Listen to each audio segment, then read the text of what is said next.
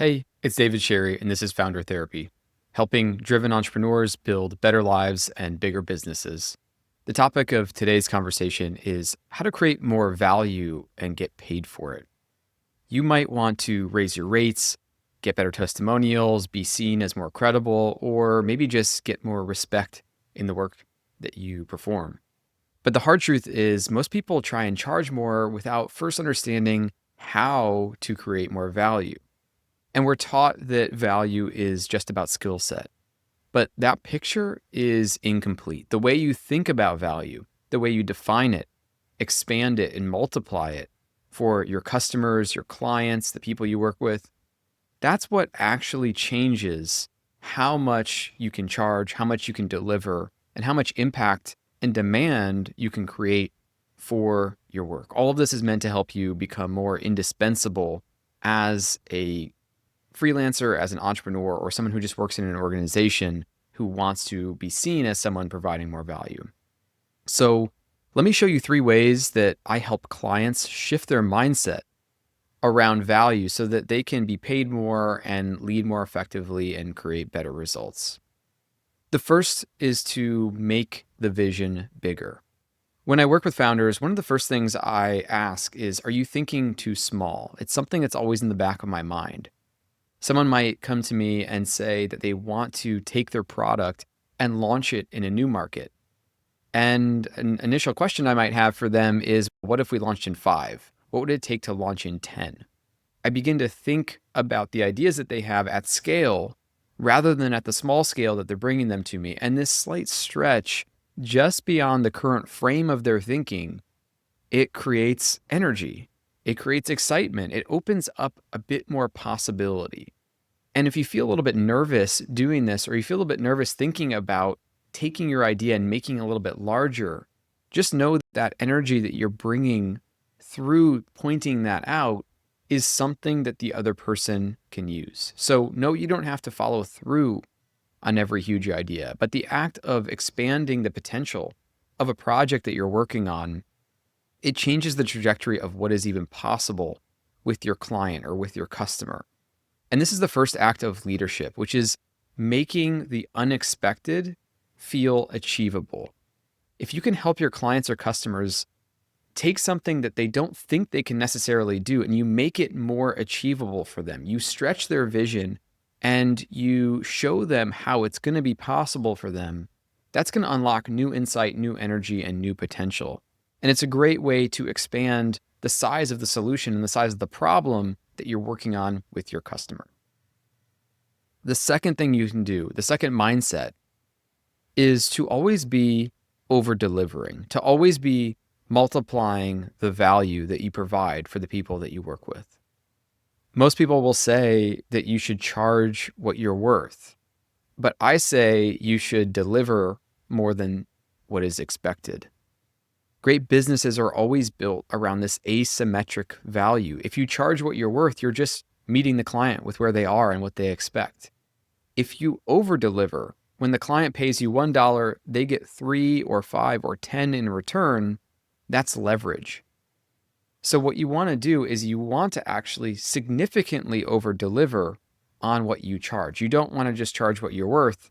You want to charge a multiple on what you're worth. And by delivering a multiple in return, you'll always keep that delta, that difference between what they're paying and what your value is at the right ratio. So always think, how can I add 5 times the value of what I charge, 10 times the value of what I charge? Some simple ways to do this are to simply go above and beyond in ways that maybe seem small to you, but make a big impact.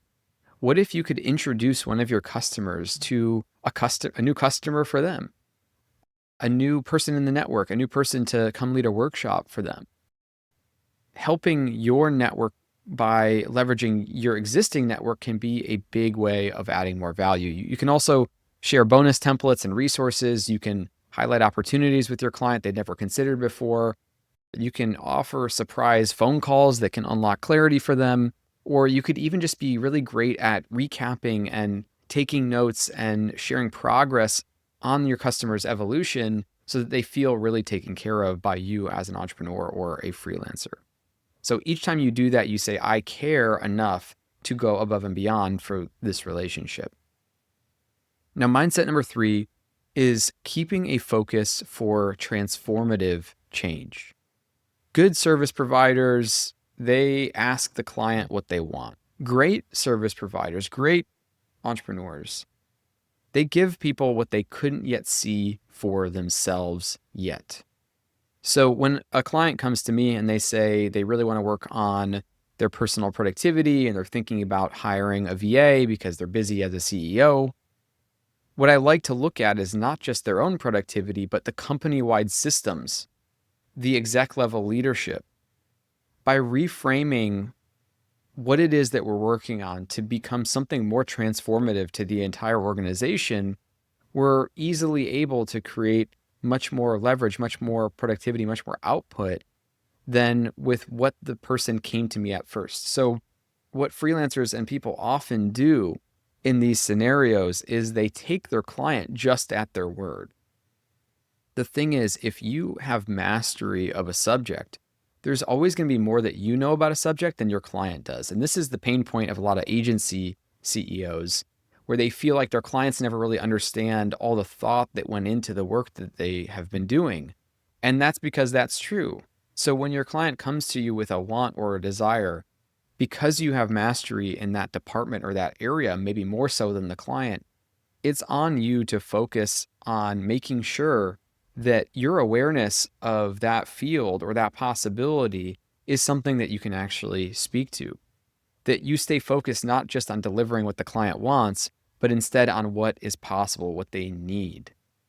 And of course, Steve Jobs is a great example of this, where he was focused not on making a better CD player, but instead on transforming the customer so much through the iPod that CDs no longer are even a factor in the conversation. This is what transformative change looks like versus just incremental change. And this can be applied to many other industries. Even a great travel agent is someone you don't just bring, here's the vacation I want, now plan it for me. They are offering things you could never even imagine. They're filling in gaps you never even thought of. They're recommending places you've never heard of. It's not just about delivering, it's about guiding to a new experience. And that's what transformative change is about. So the people that I work with, they already have success. The people you work with probably already have some success, but they want their impact, their income, their influence to match what they know they're capable of. And so for you, creating value to help expand them into, that's the focus. So I'm curious what has resonated with you. What's something you've done that's expanded the value you create for others? What mindset has helped you become more valuable in the work that you do? And if you appreciate the insights on this channel, I make videos like this every single week. So I encourage you to like and subscribe, ask questions, where I dive deeper in the future in more videos about mindsets and actionable clarity for entrepreneurs to create more success in their companies. So with that, I'll be back again with more videos like this very soon. Later.